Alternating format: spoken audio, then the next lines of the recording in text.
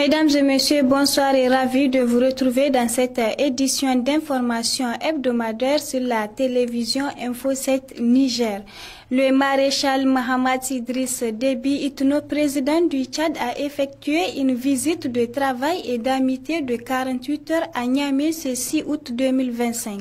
Ainsi, un accueil chaleureux lui a été réservé par son homologue nigérien, le général d'armée Abdourahmane Tchani, président de la République, chef de l'État, en présence des membres du Conseil national pour la sauvegarde de la patrie CNSP et du gouvernement, ainsi que les autorités coutumières et religieuses. La communauté tchadienne vivant au Niger s'est également mobilisée pour accueillir leur président. Cette visite s'inscrit dans le cadre du renforcement de la coopération bilatérale entre les deux pays.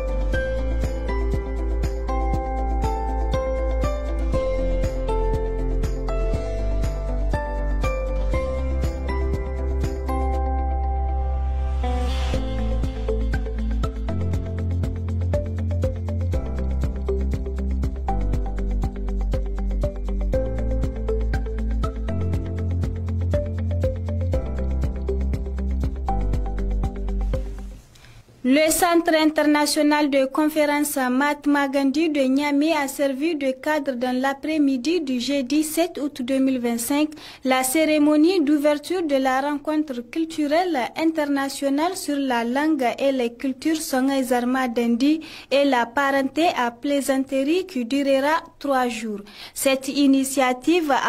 vise à promouvoir la paix, la cohésion sociale et l'identité culturelle dans un Niger riche de diversité.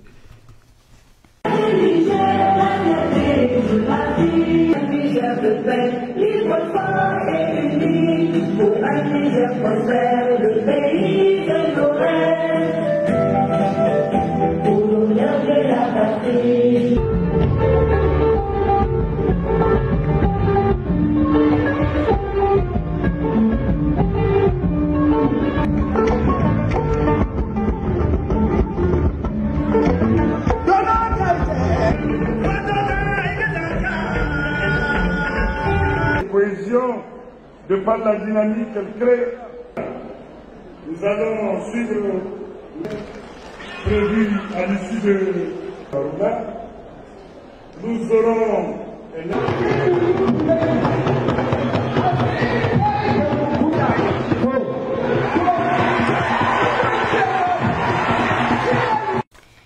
Le ministre de la Justice et des Droits de l'Homme a animé un point de presse relatif à son communiqué dans lequel il dit avoir dissous les principaux syndicats du secteur de la justice. Une mesure forte motivée selon le gouvernement par des dérives répétées nuisant au bon fonctionnement du service public.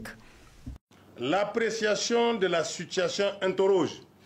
aussi sur la responsabilité de tous les acteurs de la justice sans distinction de corps d'appartenance,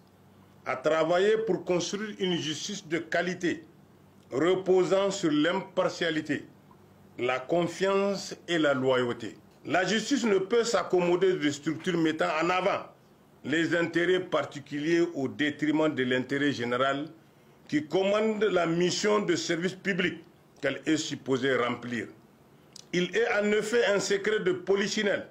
que les syndicats du secteur de la justice se sont éloignés de la défense des intérêts matériels et moraux à l'heure où le pays s'est engagé dans la voie de la refondation qui requiert